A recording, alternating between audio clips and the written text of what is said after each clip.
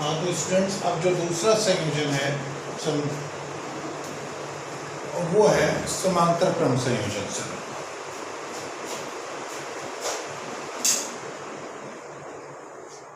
जो सेलों का दूसरा संयोजन है वो है समांतर क्रम संयोजन।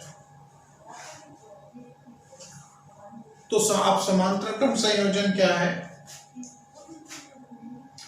जब दो या दो से अधिक सेलों को हम इस प्रकार से संयोजित करें कि सभी सेलों के पॉजिटिव टर्मिनल तो एक बिंदु से जोड़ दें और नेगेटिव टर्मिनल एक साथ जोड़ दें एक बिंदु से, तो ये संयोजन कहलाता है समांतर क्रम संयोजन, पैरेलल कॉम्बिनेशन। अब समांतर क्रम संयोजन में क्या है? अब यहां पर भी हम वही सारी बातें करेंगे। समांतर क्रम संयोजन में सब सेलों से अलग अलग धाराएं बहेंगी। इससे I1 धारा आएगी, इससे I2 आएगी, इस तरीके से सब कंबाइंड होकर इस प्रतिरोध में एंटर कर जाएंगी। यहां पर संयोजन में कुछ टर्मिनल विभवांतर स्थापित होगा पूरे संयोजन के सेलों का, वो सभी सेलों का टर्मिनल विभवांतर सेम होगा। तो अब हमें इसे में फाइंड करना है। तो उसके लिए अब यहां पर हमें तुल्य विद्युत वाहक बल अब हम कितना ले। वहां पर श्रेणी क्रम में तो सिंपली जुड़ जा रहे थे, परंतु यहां क्या है, हम अभी तक जो पीछे से थोड़ा सा कॉम्बिनेशंस में विभवांतर को पढ़ते हैं तो हम ये कहते हैं समांतर क्रम में समान होता है। पर तुल्य विद्युत वाहक बल कितना ले, टर्मिनल विभवांतर तो भी होगा, तुल्य विद्युत वाहक बल कितना ले, क्योंकि अगर हमें पूरे संयोजन की धारा निकालनी है तो पहले हमें तुल्य विद्युत वाहक बल चाहिए होगा। तो हम तुल्य विद्युत वाहक बल कितना लें यहां पे, तो वो कैलकुलेट करना पड़ेगा, थोड़ा टेक्निक लगा के कैलकुलेट करना पड़ेगा, यहां पे डायरेक्टली नहीं आ पा रहा। तो अगर हम मान लेते हैं पूरे संयोजन का तुल्य विद्युत वाहक बल E इक्विवेलेंट है, संयोजन का तुल्य विद्युत वाहक बल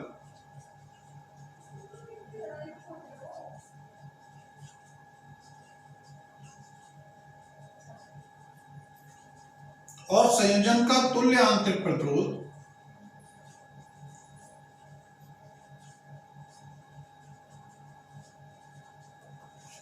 तो अगर R इक्विवेलेंट मान ले तो प्रवाहित धारा कितनी लिखेंगे?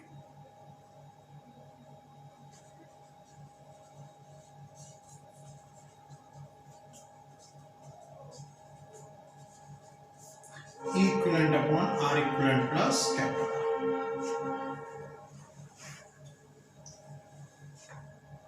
पर हमें इक्विवेलेंट और R इक्विवेलेंट तो नहीं मालूम। अगर हम पूरे संयोजन के लिए, संपूर्ण संयोजन के लिए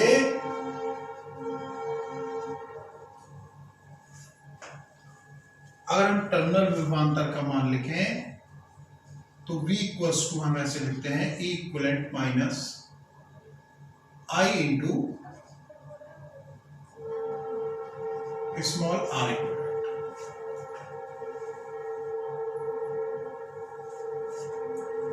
यहां से हम I की वैल्यू देखें, I small r equivalent equals to ये इस साइड में आया तो ये इस साइड में चला गया, तो I इक्वल्स टू आ गया E equivalent minus V upon R equivalent.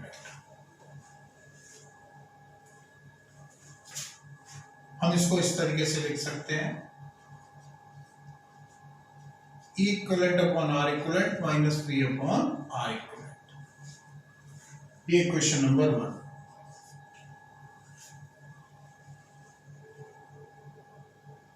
अब ये बात ये हमने पूरे परिपथ के लिए लिखी।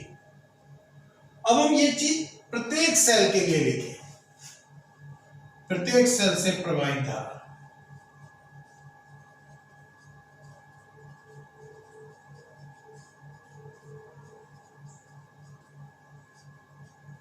I1। तो इस इक्वेशन को हम फॉलो करेंगे, बच्चे समझ रहे होंगे। इस स्टेप के बाद ये स्टेप नहीं है, ये डायरेक्ट फॉर्मूला ले रहे हैं। कि हाँ भाई हमने पूरा एक जो संयोजन है, पूरा सेलों का संयोजन है, इसे एक सेल मान रहे हैं जिसका विद्युत वाहक बल इक्विवेलेंट है और जिसका आंतरिक प्रतिरोध r स्मॉल r इक्विवेलेंट है। तो पूरे संयोजन की धारा को हम टर्मिनल विभवांतर और विद्युत वाहक बल में ये रिलेशन ड्राइव कर सकते हैं, और इसको हम इधर लाए, इसको इधर ले गए, तो इस तरीके से हमने एक संपूर्ण संयोजन की धारा का मान निकाल लिया। अब हम इसी को फॉलो कर रहे हैं अलग अलग धारा निकालने के लिए। जैसे पहले सेल में धारा निकालनी है तो यहाँ पे E1 हो जाएगा, यहाँ R1 हो जाएगा, यहाँ R1 हो जाएगा। दूसरे सेल में धारा निकालनी है, यहाँ E2 हो जाएगा, यहाँ R2 हो जाएगा, यहाँ R2 हो जाएगा। तो I1 इक्वल्स टू हो गया E1 upon R1 minus V upon R। इसी प्रकार से I2 इज इक्वल टू हो जाएगा V upon R2 minus E2 upon R2 minus V upon R2, और डैश डैश डैश ये IN इक्वल्स टू हो जाएगा EN upon RN minus 1 V upon RN। ये हमने अलग अलग धारा निकाली। जैसे मैंने कहा कि भाई इक्विवेलेंट निकालने के लिए टेक्निक अप्लाई करनी पड़ेगी कुछ, तो वही अप्लाई है, एक सामान्य सी कैलकुलेशन नहीं है। ये याद रखना पड़ेगा कि हम इस फॉर्मूले को यूज कर रहे हैं। बस अब इसमें संपूर्ण धारा, क्योंकि समांतर क्रम में इसकी धारा I1 आ रही है, I2 आ रही है, IN आ रही है, तो ये सब ऐड होके इसमें जा रही है। तो हम ये लिख सकते हैं कि I बराबर I1 plus I2 plus dash dash IN, इसको लेके चलेंगे।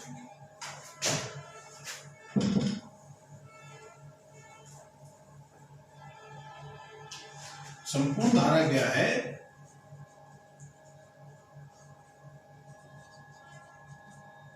I equals to I1 plus I2 plus dash dash IN।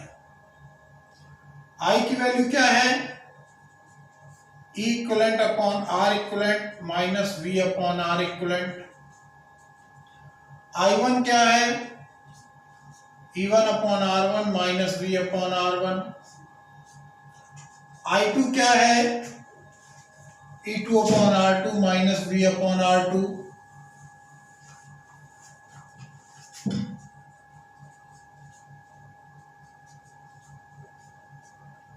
और plus dash dash dash IN क्या है, EN upon RN minus V upon RN।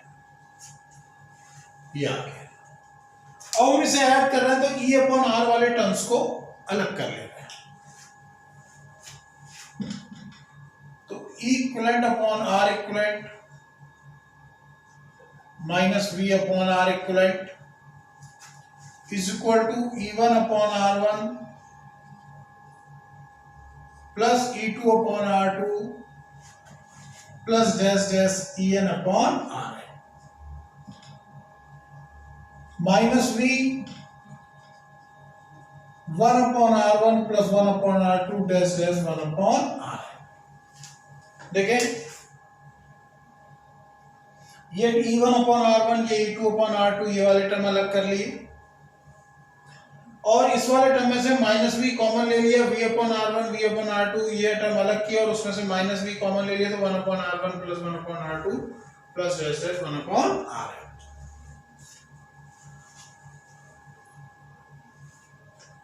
अब हम left hand right hand side की तुलना कर लें,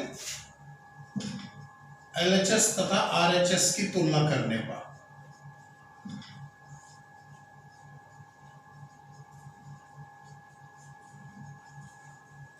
तुलना करें, यहां पर V का गुणांक है 1 अपॉन R इक्विवेलेंट, और यहां पर V का गुणांक है 1 upon R1 plus 1 upon R2 plus dash dash dash 1 upon RN। ये तुल्य विद्युत वाहक बल का आ गया, तुल्य आंतरिक प्रतिरोध का फॉर्मूला आ गया। ये हम वैसे भी कर सकते थे, सारे के सारे समांतर क्रम में हैं तो हम समांतर क्रम में इन्हें जोड़ देते हैं, पर क्योंकि यहाँ पे इक्वेशन में ये आ जा रहा था तो हमने अलग से नहीं किया उसे। मैं तो हमारा तुल्य विद्युत वाहक बल वाली बात है। तो अगर हम देखें यहां पर E equivalent upon R equivalent है, और यहां पर उसकी जगह है E1 upon R1 plus E2 upon R2 plus dash dash dash EN upon R।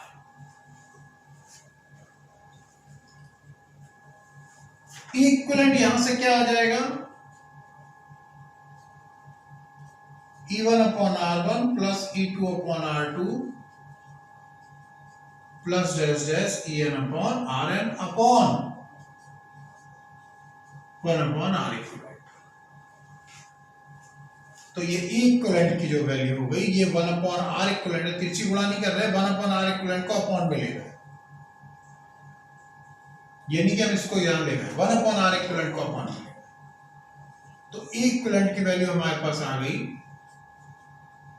E1 upon R1 plus E2 upon R2 plus dash dash dash En upon Rn divided by 1 upon R1 plus 1 upon R2 plus dash dash dash 1 upon Rn। तो ये हमारे पास तुल्य विद्युत भागफल का formula आ गया। समांतर क्रम में यदि n सेलें परस्पर संयोजित हैं तो उनके तुल्य विद्युत भागफल का सूत्र है। समांतर क्रम में यदि n सेलें संयोजित हैं तो उसका ये तुल्य विद्युत भागफल है। इसको हम ऐसे भी लिख सकते हैं, E इक्विवेलेंट बराबर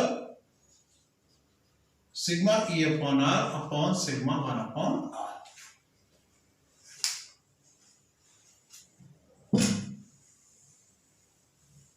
अब यदि सभी सेलों के विद्युत भागफल और आंतरिक प्रतिरोध समान हो, क्योंकि इससे तो कोई एक स्टैंडर्ड फॉर्मूला ड्राइव होना मुश्किल होगा, यदि सभी सेलें समान हैं, सबके विद्युत भागफल समान है,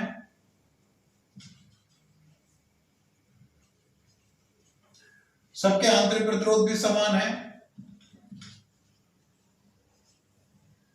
तो 1 अपॉन आर इक्विवेलेंट जो आएगा वो आएगा 1 upon R plus 1 upon R plus dash dash n times, तो ये n अपॉन आर आ जाएगा। आर इक्विवेलेंट जो होगा वो r अपॉन n होगा।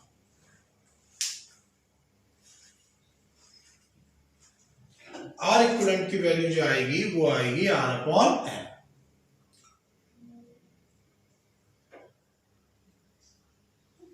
अगला जो है E इक्विवेलेंट की वैल्यू देखें,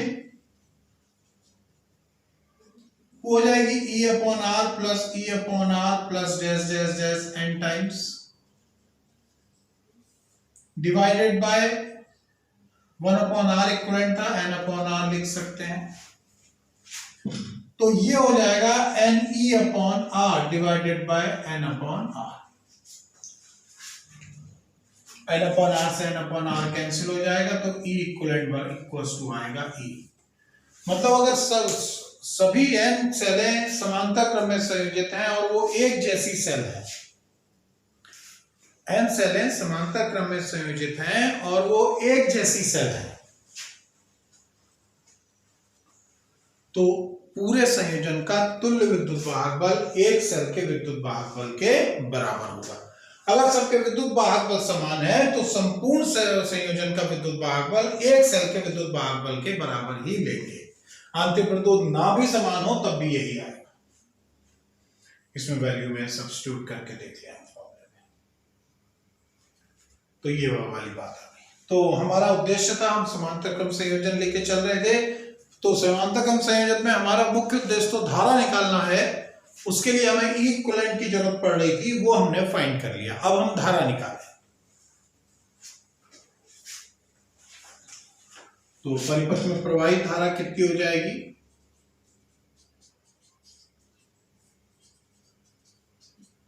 I equals to E equivalent upon R equivalent plus capital R।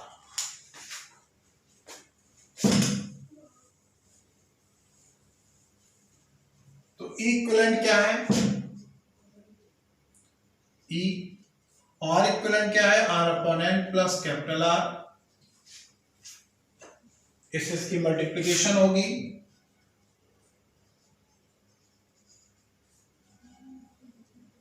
तो ये इस तरीके से फॉर्मूला हो गया, n ऊपर जाएगा,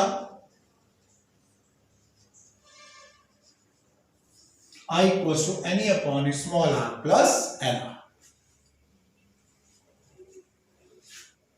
अब यहां पर भी हम देखना चाह रहे हैं कि धारा कब अधिकतम मिलेगी, हमें धारा की वैल्यू मैक्सिमम कब होगी अगर हम सेलों को समांतर क्रम में संयोजित कर रहे हैं।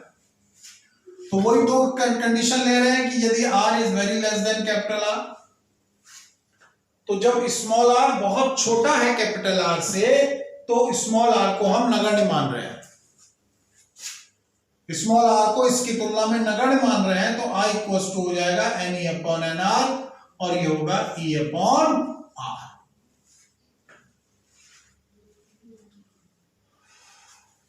यदि एक सेल है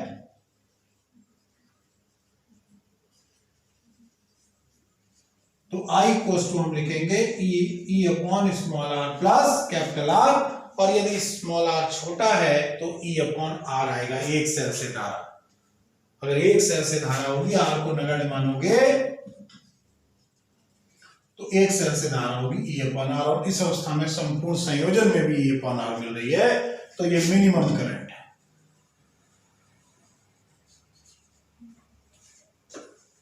केस 2 है,